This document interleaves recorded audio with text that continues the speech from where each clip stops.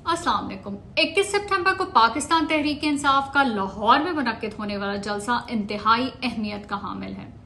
गुज़श्ता जलसे की कामयाबी के बाद हुकूमत सख्त बौखलाहट का शिकार है और आने वाले जलसे को नाकाम बनाने के लिए ना सिर्फ अभी से कायदीन की गैर कानूनी गिरफ्तारियां शुरू कर दी हैं, बल्कि आइन के नाम पर तरमीम का एक ऐसा बदनाम ज़माना मसवदा लेके आ गए हैं कि खुद भी किसी को दिखाते हुए शर्माते फिर रहे हैं और आखिर में इससे खुद भी पीछे हट गए हैं। लेकिन हर तरफ खूब जग हसाई भी करवाई है इन्होंने अपनी।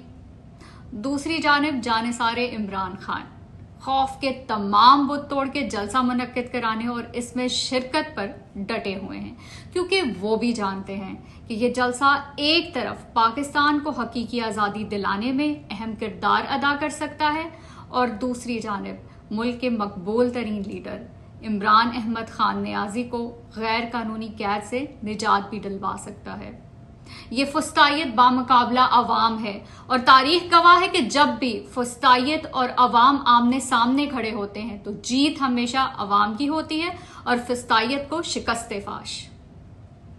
इमरान खान जिंदाबाद और हमारा पाकिस्तान पाइंदाबाद।